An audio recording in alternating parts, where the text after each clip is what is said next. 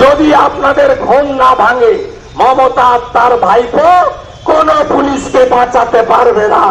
আমি দায়িত্ব নিয়ে আপনাদের বলে গেলাম। সঞ্জয় রায় প্রিজন ভ্যান থেকে বলছে যে বিনীত গোয়েল এগুলো করেছে। শুনে রাখুন, এখানকার পুলিশের লোকেরা বিনীত গোয়েলকে বাঁচাতে আপনাদের মমতা পারবে না। আপনি নিশ্চিন্ত থাকুন। বিধানসভা খুলবে, আবার আপনাদের জন্য on the floor of the house আমি আমার আওয়াজ তুলব গ্রুপটির ভাইদের পক্ষে।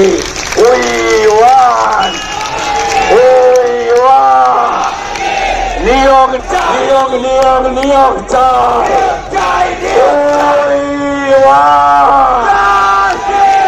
বললেন 24,63,000 বেকার। পোস্টের সংখ্যা কত? 6,000। লিখিত পরীক্ষার পরে 18,000কে ইন্টারভিউতে ডাকা হলো। সেখান থেকে 5,422কে নিয়োগ করা হলো। নিয়োগ যখন হলো, আপনারা ভাবলেন যে গ্রুপটি রিক্রুট বোর্ডের অথবা পাবলিক সার্ভিস কমিশনের এ আলাদা করে সল্লেকে অফিস করে অতনু পুরকায়স্থ বলে একজন স্থাবক WBCS পার্থ চ্যাটার্জির মতো স্থাবক মন্ত্রী এই অতনু পুরকায়স্থকে দিয়ে একটা কমিটি বানিয়ে একটা ইন্টারভিউ করা হলো। আমরা তখন, আপনারা বুঝেছিলেন, পরে পার্থ চ্যাটার্জির বাড়ি থেকে যে সিজার লিস্ট সিবিআই উদ্ধার করেছে, ইডি উদ্ধার করেছে, তাতে দেখবেন আপনাদের তালিকার এই 5,422-এর তালিকার সিডিটাও পার্থ চ্যাটার্জির বাড়ি থেকে ইডি নিয়ে এসছে। আপনারা বুঝে নেন যে এই চাকরিগুলো এই মোটা পার্থ 150 কেজি যার ওজন, মেয়ের থেকে ছোট বয়সী অপার সঙ্গে 51 কোটি টাকা সহ যিনি ধরা পড়ে এখন জেলে আছেন, সেই মোটা পার্থর বাড়ি থেকে গ্রুপ ডির আপনাদের তালিকা পাওয়া যায়। তাহলে বুঝতে পারছেন নিয়োগ কিভাবে হয়েছে। আমাদের টোটাল সংগ্রামটা কাছাকাছি 8 বছরের। 800 দিন ধরে আমরা মাতঙ্গিনী হাজরা পদদেশে ধর্নায় বসে আছি। তো আমরা এখনো পর্যন্ত রাজ্য সরকারের কাছ থেকে কোনো আশ্বাস বা কোনো আশ্বাসবাণী পাইনি। তো মহামান্য হাইকোর্টের নির্দেশে বা আদেশে বলতে পারেন, আজকে মুখ্য সচিবের সঙ্গে আমাদের দেখা করার একটা আদেশ মহামান্য হাইকোর্ট দিয়েছে। তো এখন আমরা জানি না যে তার সঙ্গে বৈঠক কতটা ফলশ্রুত হবে। তো আমরা চাই যে ঈশ্বর করুন তাদের শুভবুদ্ধি হোক এবং আমাদের দ্রুত নিয়োগ দিয়ে আমাদের এই যে জ্বালা যন্ত্রণা বঞ্চনার যে যন্ত্রণা সেখান থেকে মুক্তি দিক, এটুকুই প্রার্থনা করি। কিন্তু যদি কোনো রকমভাবে বৈঠক ব্যর্থ হয়, চাই না সেটা কখনো ঈশ্বর করুন সেটা হয়, তবে যদি সেটা হয় তো আমরা বৃহত্তর আন্দোলনের পথে আবার এগিয়ে যাব। দেখুন, মহামান্য হাইকোর্টের আদেশ আছে, তো নিশ্চয়ই মনে করি যে অবশ্যই সরকার পক্ষ আমাদেরকে সাথ দেবে, দাবিগুলো মানে। আমরা তো মেধাযুক্ত স্টুডেন্ট এবং আমাদের দাবি পুরোপুরি ন্যায্য, সকলেরই দাবি ন্যায্য, কখনোই বলছি না, সকলের দাবি ন্যায্য। তো আমরা আমাদের দাবিটা জানাবো, সরকার পক্ষ অবশ্যই তাদের দাবি জানাবে, কিন্তু আমরা আশা করছি যে আমাদের ন্যায্য দাবি জানিয়ে সরকারের কাছ থেকে আমরা আমাদের দাবিটা ছিনিয়ে আনতে পারবো। এটাই তো প্রশ্ন সরকারের কাছে আমাদের। দাবি আমাদের চাকরি চাই, আমরা কিছু চাই না, আমাদের শুধু চাকরি, আমাদের ন্যায্য দাবি চাকরি, আমরা সেটাই চাই। আমাদের আজকে মুখ্য সচিবের সঙ্গে সাক্ষাৎ আছে, তো মুখ্য সচিবের সঙ্গে সাক্ষাতের পর আমরা দেখি আমাদের পরবর্তী পদক্ষেপ আমাদের আলোচনার মাধ্যমে ঠিক হবে। দুদিন আপনারা নবান্নর সামনে, দেখুন আমরা তো অবশ্যই নজর আসতে চাই, কারণ হচ্ছে আমরা আজকে 800 দিন ধরে মাতঙ্গিনী হাজরা পদদেশে বসে আছি, সেখানে মুখ্যমন্ত্রী এখনো পর্যন্ত আমাদের তাকায়নি বা কর্ণপাত করেনি। তো আমরা চাই যে মুখ্যমন্ত্রী আমাদের দেখুক, আমাদের আবেদনগুলো শুনুক, তো সেজন্যই তার কাছে আরো কাছে এসে আবেদন করা। আমার নাম মধুসূদন দে। তাই আপনারা এই লড়াই চালাচ্ছেন, একদিকে আইনি লড়াই, অন্যদিকে আপনাদের এখানে ধর্ণা অবস্থান। আমি রাজ্যের বিরোধী দলনেতা হিসেবে বলবো যে আসুন, পশ্চিমবাংলার সমস্ত বঞ্চিত বেকাররা, যার সংখ্যা বাম আমলে যখন 1 কোটি ছিল, এখন সংখ্যা 2 কোটি হয়েছে। বাম আমলে রাজ্য ছেড়ে বাইরে কাজে গেছিলেন 5,20,000 জন, এখন রাজ্য ছেড়ে বাইরে কাজ করেন 55 লক্ষ জন। রাতে ঘুমান, দিনে ঘুমাবেন না। পতাকা সরিয়ে দরকার হলে জোট বাঁধন তৈরি হন। এই লড়ার পরে ছাত্র সমাজ জাতীয় পতাকা নিয়ে নবান্ন অভিযান ডেকেছিল 27 আগস্ট। এই মুখ্যমন্ত্রী ভয় পেয়ে গেছিলেন। সকাল 9টার মধ্যে হাজার হাজার পুলিশ বেষ্টনী করে ডিজিকে সাথে নিয়ে এখানে লুকিয়ে বসেছিলেন এবং সব মন্ত্রীকে ডেকে নিয়েছিলেন। সেদিন চাইলে জনগণ ওই 14 তলাতে উঠে চেয়ারটা নিয়ে নদীতে ছড়ে ফেলে দিতে পারত। শরৎ চ্যাটার্জি রোড হয়ে নবান্নর গেটেও হাওড়ার লোকেরা ঢুকে পড়েছিল।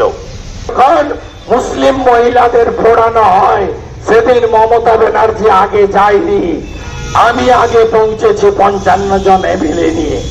মগরাহাটে পঞ্চায়েত নির্বাচনে সিপিএম আইএসএফ এর সমর্থন করেছিল বলে 40টি মুসলিম পরিবারের বাড়ি লুট করেছিল ওরা। আমি সেদিন তাদের পাশে গিয়ে পৌঁছেছিলাম। এটাই বিরোধী দলনেতার কাজ। বিরোধী দলনেতা সেই কাজটা করে। আমি আপনাদের বলছি, জোট বাঁধন তৈরি হন। এই লড়াই আরো তীব্র করতে হবে, সংঘাতের জায়গায় যেতে হবে। জানুয়ারি মাসে আমরা গুছিয়ে নেব। মাধ্যমিক পরীক্ষার আগে লং মার্চ হবে বড় করে। অন্তত লক্ষ লক্ষ বেকার যুবক যুবতী এই নবান্নর দিকে লং মার্চ করবেন।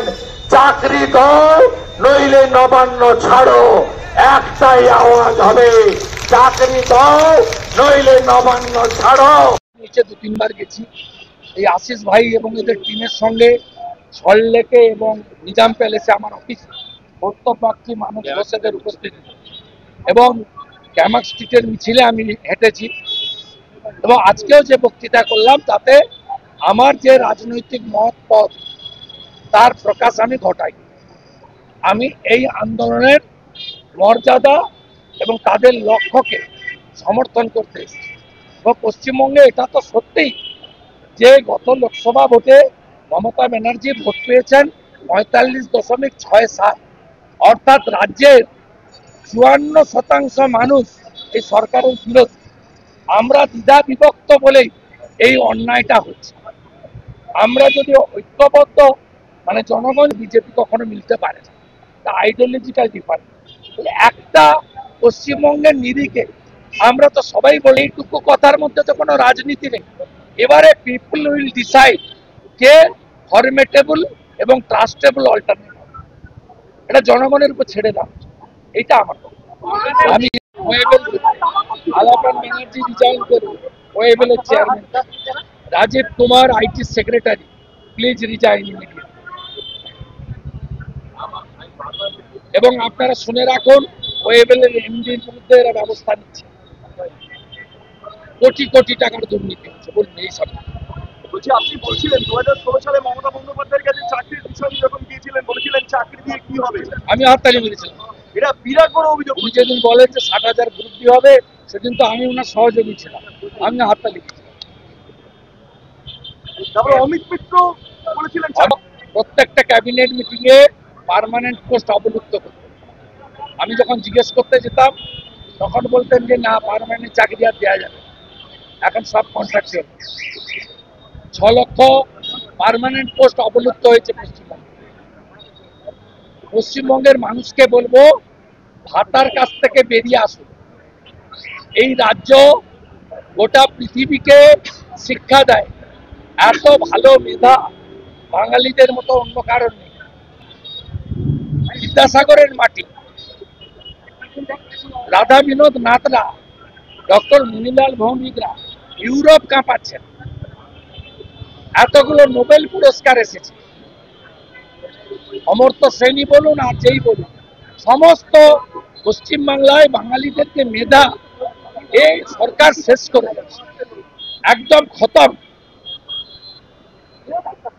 2 কোটির বেশি বেকার, কর্ম বিনিয়োগ কেন্দ্র বন্ধ, ভোট ব্যাংক বন্ধ, মানে আপনার এমপ্লয়মেন্ট ব্যাংক বন্ধ, যুবশ্রীর ভাতা কেউ পায়। এই সরকার যে স্কিমগুলো বন্ধ করেছে তার মধ্যে যুবশ্রী অন্যতম। ভাস্কর ঘোষ, গৌতমরা সব আমরা মিলে প্রস্তুতি নিচ্ছি। গ্রুপ ডি সংগঠন সহ সমস্ত যোগ্য চাকরি প্রার্থী সংগঠন ঐক্যবদ্ধভাবে জাতীয় পতাকা নিয়ে আমরা একটা পোর্টাল বের করছি, তাতে রেজিস্ট্রেশন করাবো বেকার যুবক যুবতীদের। আর তারপরে আমরা বড় লং মার্চের পরিকল্পনা নিচ্ছি, চাকরি দিন, নইলে নবান্ন চেয়ার ছেড়ে। এটা বেকার যুবক যুবতীরাই করবে। আমি as a leader of opposition এদের মেন্টার হিসেবে সহযোগিতা করব। এবং আমার যে দল, সে দলের স্ট্যান্ড তো ক্লিয়ার, যে কোনো অরাজনৈতিক আন্দোলন যদি যুক্তিগ্রাহ্য দাবিতে কে করে, পশ্চিমবঙ্গ ভারতীয় জনতা পার্টি সেখানে তার কর্মী সমর্থকদের অংশগ্রহণ করতে বলেছে। এই কাজটা অন্য রাজনৈতিক দল যারা তথাকথিত এই সরকারের পরিবর্তন চান তাদেরও করা উচিত। পতাকা ছাড়া আমরা তো নাগরিক, নাগরিক তো যে কোনো যুক্তিগ্রাহ্য ইস্যু নিয়ে লড়তে পারে। আমি যখন পতাকা নিয়ে লড়বো তখন আমি বিজেপি, পতাকা নিয়ে যখন মিছিল হবে তখন মোহাম্মদ সেলিম সাহেব সিপিএম, অজিত চৌধুরী কংগ্রেস। আমি সুকান্ত বাবুরা পতাকা ছাড়া যখন আসবো তখন তো আমরা নাগরিক, আমরা তো এই ভূমিকা পালন করি। এবং বিরোধী দলনেতা মানে কি? বিরোধী দলনেতা মানে এই রাজ্যের সমস্ত সরকার সংগঠন নিয়ে বারে বারে বলেছি, আমি আলাদা করে গ্রুপ ডির জন্য এবারের বিধানসভায় মুলতবি প্রস্তাব আমরা জমা দেব শুধু এদের জন্য। আমি অন্তত এদের দাদা বা বন্ধু হিসেবে এইটুকু কাজ করতে পারবো, এইটা আমার দায়িত্ব। আর একটা পরামর্শ আশিস ভাইদের বা সব ভাইদের দিয়ে গেলাম, হাইকোর্টের ক্লিয়ার অর্ডার আছে, চিফ সেক্রেটারি ডেপুটেশন নেবেন। চিফ সেক্রেটারি যদি ডেপুটেশন না নেন তাহলে এরা যেন অন্য কাউকে ডেপুটেশন না দেন, এটা আমার পরামর্শ, নট ডিসিশন। ডিসিশনটা ওদের নিতে হবে। আর সেকেন্ড হচ্ছে, এদের জয় হয়ে গেছে, মমতা ব্যানার্জির দার্জিলিং যাওয়ার কোনো কথা ছিল না, মমতা পালিয়েছে ওখানে। এদের মুখোমুখি হতে পারবে না বলে মমতা দার্জিলিংয়ে পালিয়ে।